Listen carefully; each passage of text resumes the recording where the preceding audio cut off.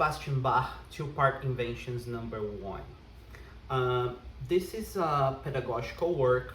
I like to use the edition from Henley. This is a urtext edition. Urtext means it's the original text, or at least the closest to the original text as possible. And Bach wrote these pieces and also the three-part inventions with a pedagogical purpose. It was to practice or to learn about the technique, the keyboard technique, but also to learn composition, counterpoint, and many things that it's possible to approach here. Of course, we will talk about the keyboard, the piano approach here. So I recommend you to start first, make sure you are able to do this rhythm very well. Or 3, 4, 3, 4, 1, 4, 1. This is very important. Then I would say let's start learning the main subject, which is, I will put the metronome 60. 3, 4, 1. 3, 4, 1. Okay, there's something important here. Articulation.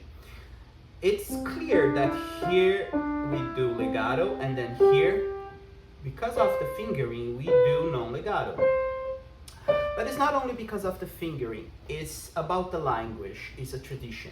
My teacher used to tell me to do legato for 16th notes, whatever they appear, and non-legato for the 8th notes.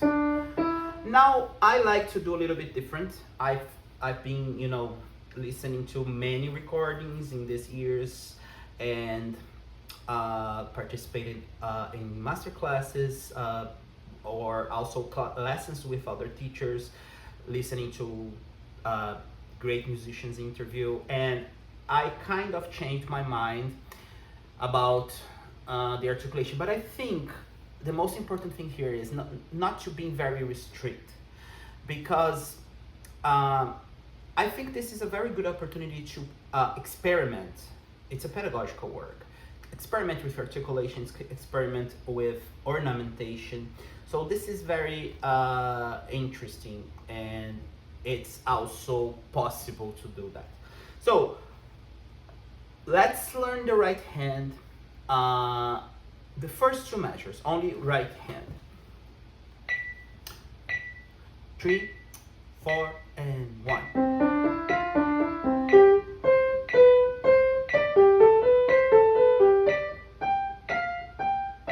So I am not doing with the ornamentation just yet.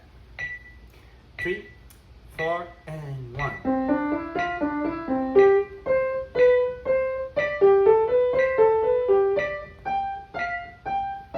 Okay, now let's take a look at the left hand. 1, 2, 3.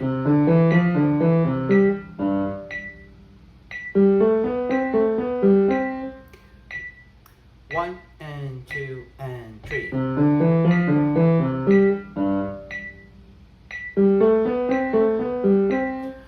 Okay, the next step is to put this together. So I would do something like, first only this.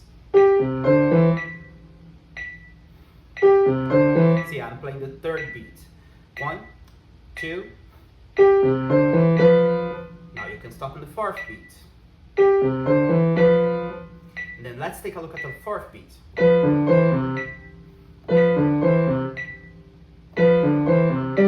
See, learning the beats individually, it can be a good approach. You can even do very slow. Now, how do I do non-legato with legato? When we have a bunch of notes, or how can I say? In general, when we have legato, we think as a single gesture. Even See? Then here is one gesture for each note. See, I have my wrist doing this. I'm not leaving the keys, but thinking about the gesture, it's very important. So,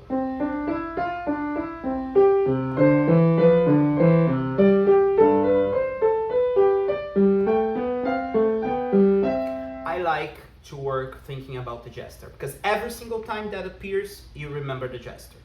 So let's see both hands with the metronome. 3 and 4 and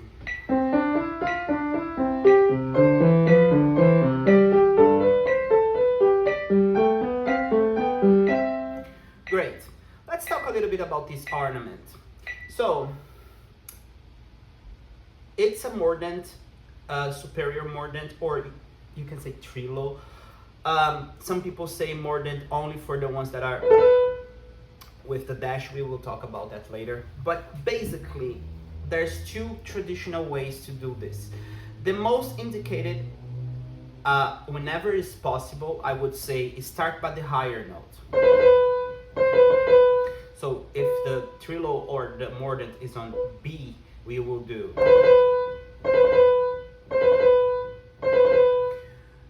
The other on the other one is on F, so you start on the G. Some people play like this. Start at the note and just do this instead of. Right now I am doing. But you will see that sometimes it's not possible to start in the higher note. For example, if you see measure 7 when we do, we have the same exact symbol, but it's not possible because I'm already coming from the higher note. It would be more complicated. So instead of. Okay? So, and how I put this together? I think the first step is this. Try to do without changing your left hand. Sorry. And remember, this is not connected. This, of course, will be legato, but then you let it go. So, it's common that when you start doing this, you will play the left hand something like changing the rhythm. The idea is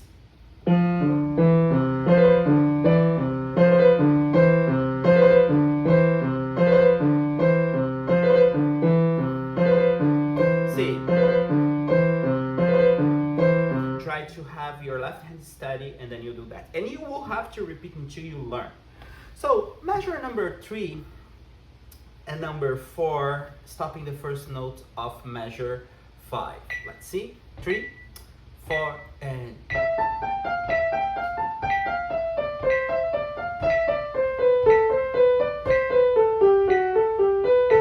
I rushed a little bit. I used to play this faster. 3, 4.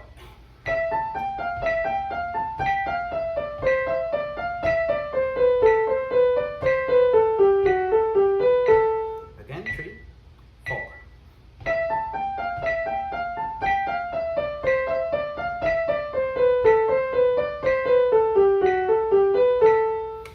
Left hand, very simple. And then here, there's two options you can do.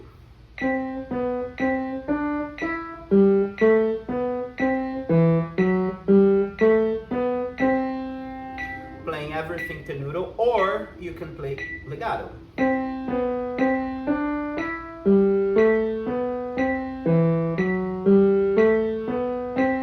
Let's see how it sounds tenuto with both hands.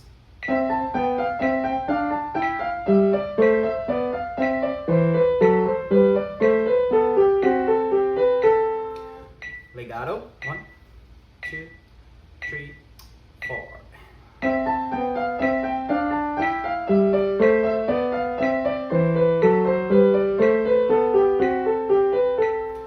Both ways sounds good. I am playing legato.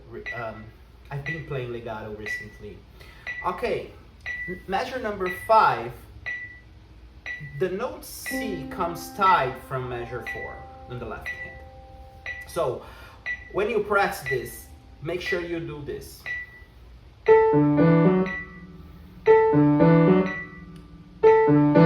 These are the notes that matches. Then here we have the inferior mordant, which is similar to this, but now with the dash we do with the lower note. Okay? And then again, when you put this together, it's the same procedure. Oops, it's F sharp.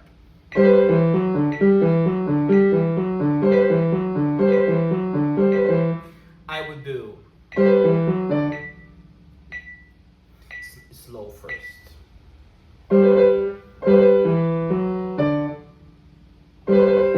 Sorry.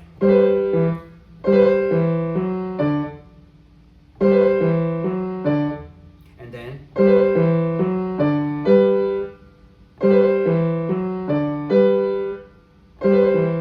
oops. See, the idea, it's not allow your left hand to change. So let's see how this measure sounds.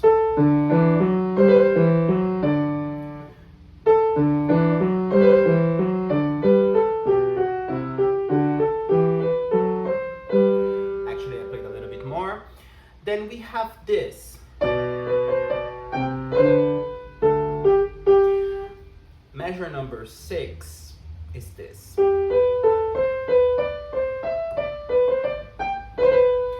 I would say, or you can even do, right now when I play I do this. The same way we do at the beginning. The idea here is, I like doing, I play legato this, and then this one, these two notes, I do staccato. I like that way that sounds. That's just how I do now. So let's see these measures together, 5 and 6.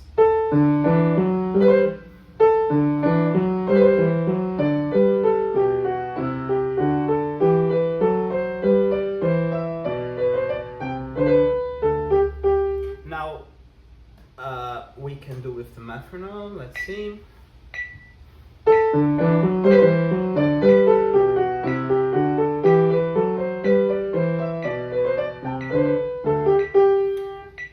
Of course, here at the end there is we hold a little bit the tempo because it's the end of this first section. Over here we're going to start with the development of the subject. So it's common to slow down a little bit here, like then up tempo. This is simple. I don't have to comment.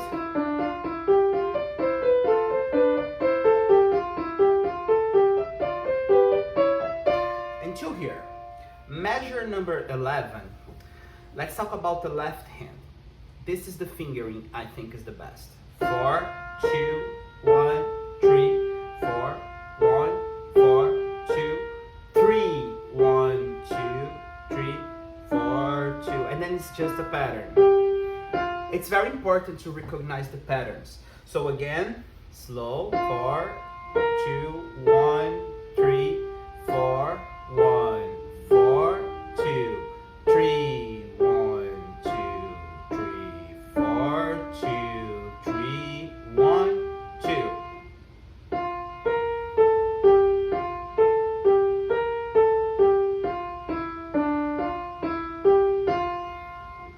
Okay, so let's see the right hand.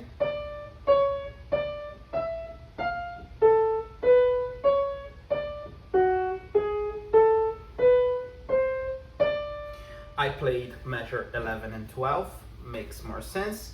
Let's do, starting on the measure 10, third beat, 2, 3.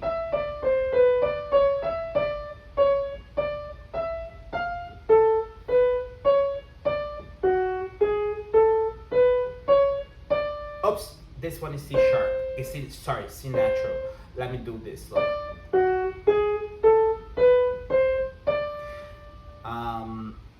like doing this right hand non-legato to be like a contrast with the left hand.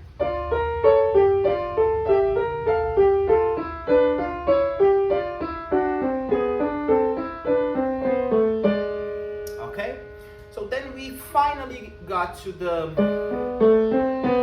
measure 13 and 14, which are the measures you have to practice at most. So let's see the right hand first.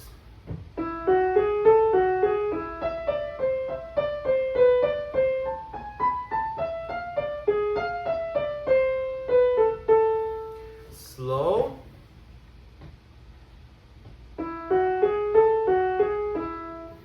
Sorry, one more time.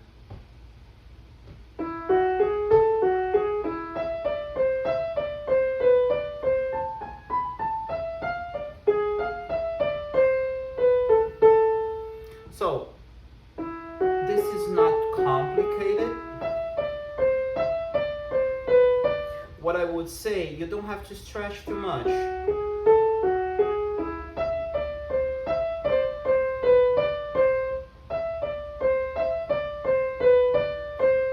It's important, finger 1 on the note C on the measure 14th, and then we will do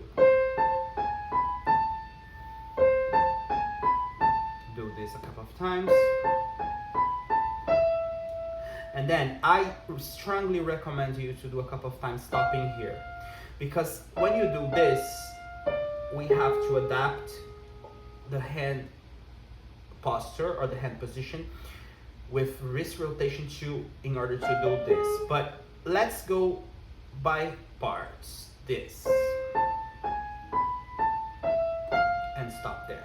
When you stop at finger 5, see your finger 3 will be on D already, and you have to go more inside because our finger 1 is shorter and we are having to play black key here. So, see?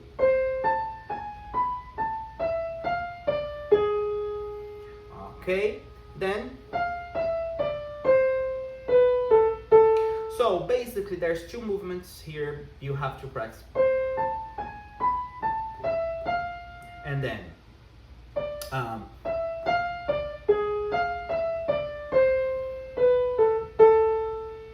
okay, so and then on measure 13th, the left hand do this.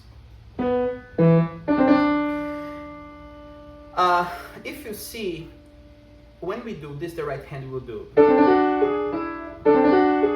So here's the same thing. You will have to practice to do this without altering the rhythm in your right hand. Then the note E, it's written in right and left hand. We have to select one. I would say select the right hand to play E, because you can do the whole phrase without cut anything, and at the same time we can emphasize this better. So the reason it's written in both systems, it's because at that time this was originally written for harpsichord, and some of them used to have two keyboards, so that's why two manuals. So let's see how it sounds together.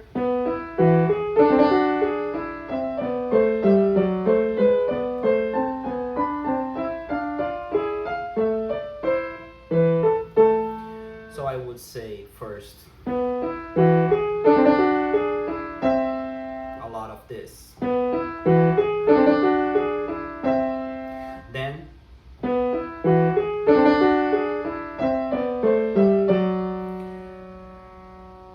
again.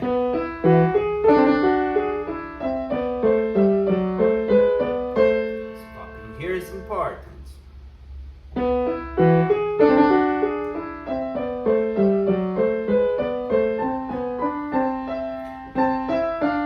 Here, another spot to stop. So you can even start from the head of measure 14. Here, this is important too. So can stop a couple of times. sometimes here, then you can. Okay, so I recommend you to really think about your wrist rotation for this.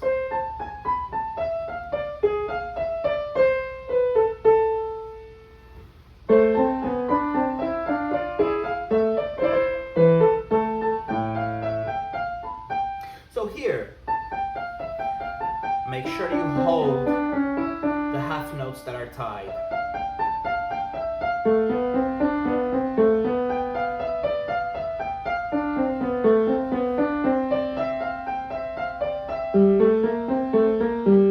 This section here, I also like doing legato the left hand.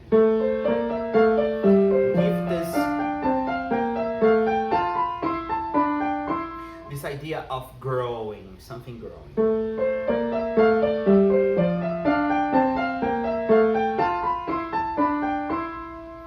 Okay?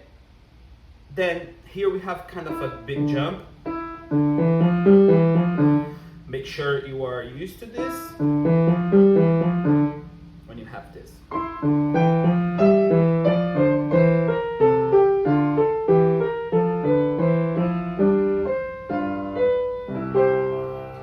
Again, practice separate and then together.